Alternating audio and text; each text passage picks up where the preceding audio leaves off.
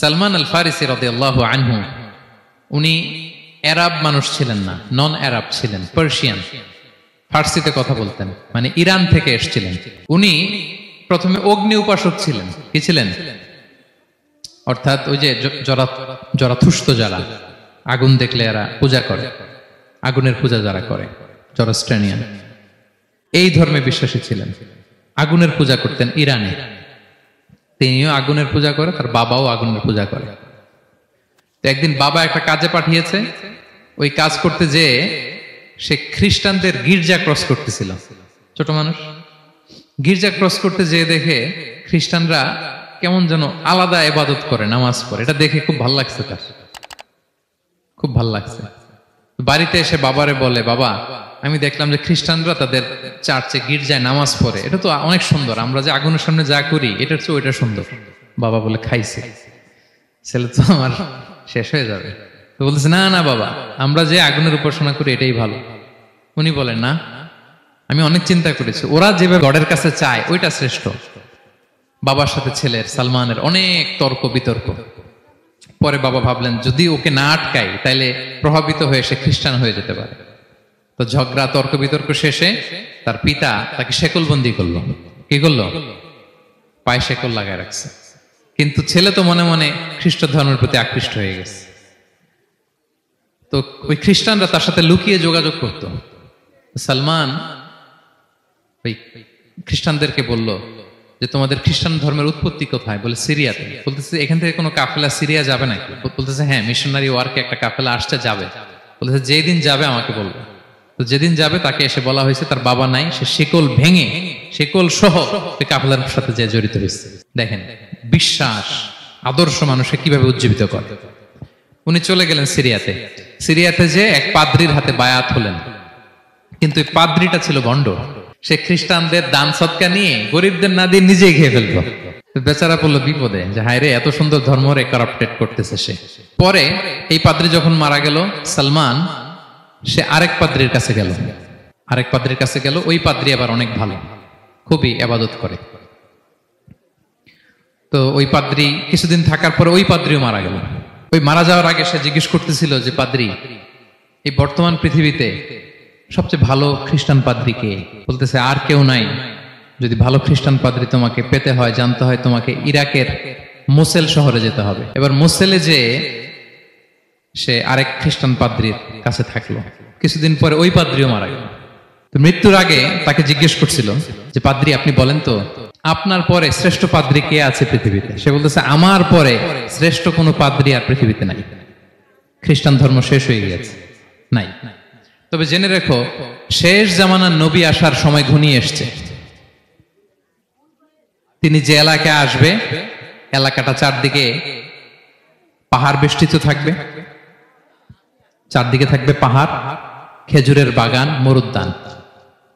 তাকে চেনার আলামত আছে। কি আছে? আলামত আছে। এক নম্বর আলামত হচ্ছে, ওই শেষ নবীকে দানের খাবার দিলে তিনি খায় না, কিন্তু উপহার দিলে সে নেয়, খায়। আর তার পিঠে দুই কাঁধের মাঝখানে একটা নবুয়তির মোহর আছে। সুবহানাল্লাহ। যদি পারো তার কাছে যে বায়াত হো। সালমান আল ফারিসি পাগল হয়ে গেছে ওনার সন্ধান পাওয়ার জন্য। কিভাবে যাবে, কিভাবে যাবে? তো উনি কিছু ছাগল পালতেন। একটা কাফেলা তিনি পেলেন, যে কাফেলা আরব কাফেলা, বনু কালবের কাফেলা, আরব দেশে যাচ্ছে। তাদের সাথে তিনি চুক্তি করলেন যে, আমার যত ছাগল আছে এই ছাগলগুলো তোমাদের দিয়ে দিব, তোমরা কি ওই এলাকায় আমাকে পৌঁছে দিবা? তারা বললেন, হ্যাঁ, পৌঁছে দিব। সব ছাগল দিয়ে দিলেন, রওনা হইলেন ওই এলাকায়। মাঝপথে তারা তার সাথে জুলুম করলো, অন্যায় আচরণ করলো। তাকে দাস হিসেবে বিক্রি করে দিল ইহুদিদের কাছে। ওয়াদি আল কোরআন নামে একটা জায়গা আছে, ওখানকার এক ইহুদির কাছে বিক্রি করে দিল। সে ইহুদির কাছে দাস হিসেবে থাকতে আরম্ভ করলো। অনেকদিন পরে, মদিনার পূর্ব নাম কি দেখি, কে বলতে পারে? হ্যাঁ, মাশাআল্লাহ। তো মদিনার পূর্ব নাম হচ্ছে ইয়াসরিব। তো ইয়াসরিবের এক ইহুদি, বনু কুরাইজার ইহুদি, সে আসছে ওয়াদি আল কোরাতে তার কাজিনের কাছে। এসে দেখে নতুন এক দাস পাইছে, বলছে, আমি কিনবো, তুমি কিনতে চাও? তার কাছে বিক্রি করে দিল। তখন ইয়াসরিবের ওই ইহুদি, বনু কুরাইজার, সালমান আল ফারিসিকে নিয়ে ইয়াসরিবে চলে গেল। সুবহানাল্লাহ। মদিনার আগের নাম কি? বিষ্ণু ইসলাম মক্কা থেকে হিজরত করে কিছুদিন পরে কই যাবেন?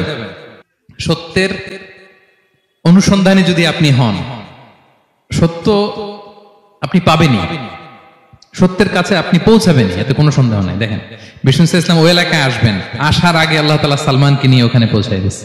তিনি ওখানে থাকলেন, দীর্ঘদিন থাকলেন, খেজুর বাগানে তিনি কাজ করেন আর অপেক্ষা করেন যে কবে বিষ্ণু ইসলাম আসবেন। একদিন তিনি খেজুর গাছের উপরে কাজ করতেছেন, হঠাৎ ইহুদিরা বলা বলি করতেছে আজকে ওই মক্কা থেকে কোন এক লোক নাকি আসছে কোবা পল্লীতে, সবাই বলে সে নাকি নবী, সবাই বলে সে নাকি। এই কথা শুনে উনি খুশিতে ওই খেজুর গাছ থেকে ধপাস করে নিচে পড়ছে। নিচে পড়ে মালিককে বলতেছে কে আসছে, কে আসছে। এই কথা শুনে মালিক রেগে মেগে তাকে মারতে আরম্ভ করলো যে তোমার জেনে কি লাভ, যাও এখান থেকে। তার মানে সুবহানাল্লাহ, সালমান আল ফারিসি তিনি জেনে গেলেন যে বিষ্ণু ইসলামের আগমন ঘটেছে। আপনারা জানেন যে হিজরতের যে রুটটা, বিষ্ণু ইসলাম সরাসরি ইয়াসরিবে বা মদিনায় না ঢুকে প্রথমে কুবাতে ঢুকেছিলেন, কুবা পল্লীতে কিছুদিন ছিলেন, মসজিদে কুবা নির্মাণ করেছেন।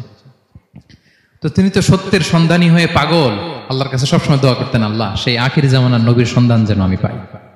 সালমান আল ফারিসি রাদিয়াল্লাহু তাআলা আনহু ওই যে তার পাদ্রীর শিখিয়ে দেয়া যে আলামত, তিনি দেখলেন ঠিকই তো ইয়াসরিবের দুই দিকে হাররা আছে, মানে পাহাড় বেষ্টিত, আবার খেজুরের বাগান আছে। এবার তিনটা যে আলামত দিয়েছিল ওই আলামত চেক করার জন্য কিছু খেজুর নিয়ে কুবায় চলে গেলেন। কুবায় যেয়ে দেখেন বিষ্ণু ইসলাম সাহাবাদের নিয়ে বসা। তো তিনি বিষ্ণু ইসলামের সাথে পরিচিত হয়ে বললেন এই যে কিছু সাদাকার খেজুর আমি আপনার জন্য এনেছি, নেন। বিষ্ণু ইসলাম বললেন ওই যে ওদেরকে দাও, ওই যে গরিব সাহাবারা ওদেরকে দাও। বিষ্ণু ইসলাম খেলেন না, সে মনে মনে বলতেছে এই তো একটা পেয়ে গেছে, একটা পেয়ে গেছে। উনি কিন্তু খায় নাই, ধরেও নাই, বলতেছে যে ওদেরকে দাও। দিল, সাহাবারা খেল।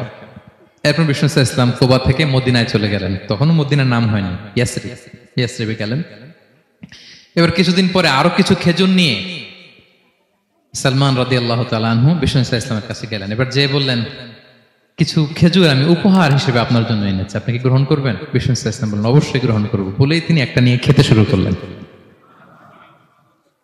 খেলেন এবং বিতরণ করলেন। মহা খুশি, এই তো পেয়ে গেছি দুইটা সাদাকার খেজুর, বলেছি ধরেও নাই, খায় নাই। যখনই বললাম উপহার খেয়েছে। এবার বাকি রইল কয়টা? সেটা কি? নবুয়তের সিলমোহর, দ্য সিল অফ প্রফেসি। এটা তো দেখা এত সহজ না, যদি এদিকে থাকে, জামা পরে থাকলে দেখা যাবে। তো এটার জন্য প্রায় যায়, কিন্তু ব্যাটে বলে হয় না, ট্রাই করে কিন্তু দেখা যায় না। একদিন তিনি গেলেন এবং এটার জন্য তো পিছে পিছে থাকতে হবে, কি বলেন? কথা নেই বার্তা নেই, হুট করে পিছু পিছু ঘোরা যায় নাকি কারো? একদিন একটা উপলক্ষ তৈরি হলো, সেটা কি? বিষ্ণু ইসলাম এক সাহাবী মারা গেলেন বাকিউল গারকাদে, মানে যেটাকে আমরা জান্নাতুল বাকি বলি, ওই কবরস্থানে ওই লাশ নিয়ে যাচ্ছে, সবার সাথে সাথে বিষ্ণু ইসলামও যাচ্ছে। তো এখন তো একটা সুযোগ, পিছনে পিছনে যাওয়া যায়, কি বলেন? এইবার সালমান এসে পিছু ছাড়ে না, নবীজির পিছনে পিছনে যায়, কিন্তু স্বাভাবিক যাওয়া না, একটা আছে সিম্পলি হাঁটা, এরকম না, একবার এদিকে যায়, একবার ওদিকে যায়, একবার এদিকে যায়। আর অন্য সাহাবারা মনে মনে ভাবে ঘটনা কি, এরকম করে কেন লোকটা? কিন্তু বিষ্ণু ইসলাম তো জানেন কেন এরকম করতেছে, ঠিক কিনা বলেন? বিষ্ণু ইসলাম সেদিন দুইটা চাদর পরেছিলেন, একটা নিচে আর একটা উপরে, নিচে লুঙ্গি আর একটা চাদরটা দিয়ে গা ঢেকেছিলেন। বিষ্ণু ইসলাম ইচ্ছে করে পিঠের চাদরটা একটু নিচের দিকে নামালেন, যাতে করে সে যেটা খুঁজতেছে ওটা দেখে ফেলে। বিষ্ণু ইসলাম চাদরটাকে একটু করে নিচে নামালেন, নামানোর সাথে সাথে তিনি দেখলেন দ্য সিল অফ প্রফেসি, মাহরুন নবুয়া। দেখার সাথে সাথে সালমান আল ফারিসি চিৎকার দিয়ে বিশ্বনবীকে জড়িয়ে ধরলেন, সাথে সাথে সালমান আল ফারিসি চিৎকার দিয়ে বিশ্বনবীকে জড়িয়ে ধরলেন এবং ওই জায়গাটাতে দুই ঠোঁট দিয়ে চুমু খেলেন, কাঁদতে শুরু করলেন। বিষ্ণু ইসলাম বললেন কেন কাঁদো তুমি? এতক্ষণ আমি আপনাদেরকে যা শোনালাম, সালমান পুরো ঘটনাটা বিষ্ণু ইসলামের কাছে বর্ণনা করলেন। বললেন ইয়া রাসূলুল্লাহ, এই জন্য কাঁদি, আমি ছিলাম অগ্নি উপাসক, সত্যের সন্ধানে আমি খ্রিস্ট ধর্ম গ্রহণ করেছি। 3 খ্রিস্টান পাদ্রী শেষ করে সর্বশেষ যে ভালো পাদ্রীটা, উনি বলছে যে উনি মরার পরে আর কেউ ভালো পাদ্রী নাই, আখির জামার পয়গাম্বার আগমনের সময় এসেছে। পাহাড়ি এলাকা, চারদিকে খেজুর বাগান, এরকম জায়গায় উনি আসবে। আর 3টা সাইন বলেছে, উনি সাদাকা খায় না, উপহার নেয়, খায়, আর তার পিছনে থাকবে মাহরুন নবুয়া, নবুয়তি সিল। সুবহানাল্লাহ। বিষ্ণু ইসলাম